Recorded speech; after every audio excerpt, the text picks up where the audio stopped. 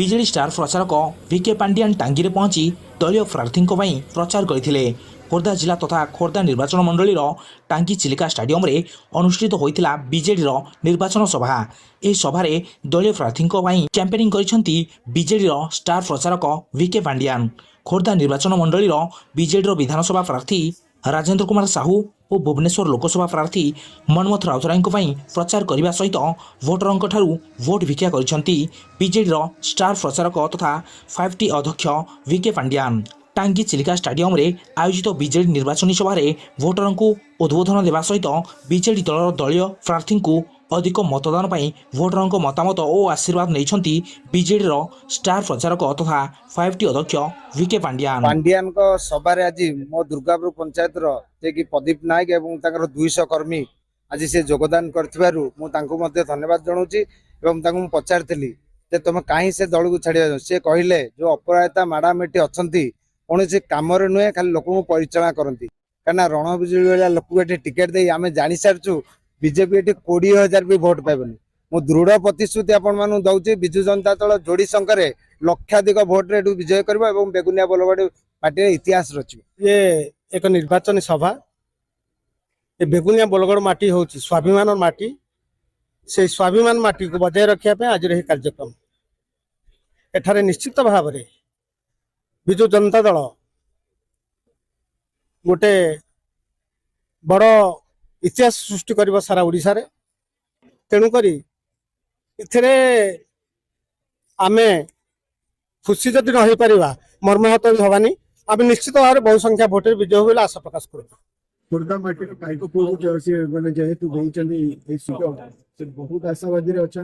वो आशा करुच्ची किसी ना 50,000 प्लस तो खुर्दा माटी मत दबा काइको पुआ 50,000 मत अंतर भल लगे बहुत इच्छा मत प्रेस्टिजियस हाँ इटसेल्फ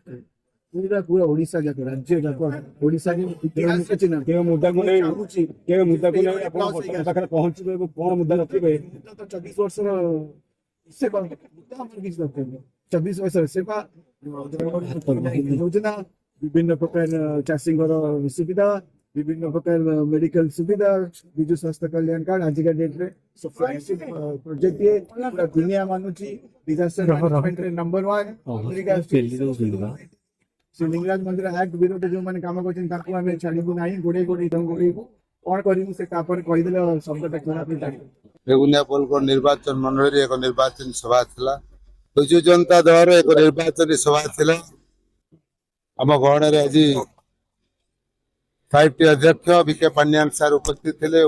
थे सांसद प्रार्थी कैप्टन मनमथ राउतराय हजार हजार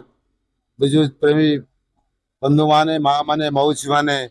उपस्थित थे। बेगुनिया बोलगड़ जो विकास से विकास बाबद समस्त अंगे अंगे जानी बेगुनिया को NSC बोलगड़ को NSC बेगुनिया को सब डिविजन हॉस्पिटल एवं बेगुनिया रे कोर्ट बोलगड़ रे कोर्ट एक वैप्लविक परिवर्तन है बेगुनिया बोलगड़ रे आज दिन में बेगुनिया बोलगड़ पर सुवर्ण युग बोली कह। भारतीय जनता पार्टी जिला परिषद प्रार्थी थी 2012 रु 2017 थी बीजेडी जिला परिषद एवं 2017 रु 2022 पर्यंत बीजेपी रु जिला परिषद टिकेट आनी जीती थी। ये बीजेपी जो लीडर टिकेट आनी आमर प्रकाश बिजुली एवं मैडम जो अपराजिता षडंगीकर यही सब मनमुखी जो कार्यक्रम ए आज आम समस्त अशांति आज ये अशांति हो आमर प्रिय मोर बड़ भाई ब्लॉक चेयरमैन एवं भाइस चेयरमैन एमानकर जो बेगुनिया निर्वाचन मंडल कार्यक्रम उन्नति धरण कार्यक्रम नवीन पट्टनायक उन्नतिमूलक कार्यक्रम विद्यालय उन्नतिकरण प्रत्येक मंदिर मस्जिद उन्नतिकरण एवं जगन्नाथ संस्कृति जगन्नाथ उन्नतिकरण ए सब आकृष्ट हो आमर बेगुनिया आज NSC बोलगड़ NSC Begunia medical development करा एगुड़ा सब आज ए समस्त संतुष्ट समस्त आज खुशी हुई आज बीजेपी दल छाड़ी आज बीजेडी रे मिसिचु। Report SM news.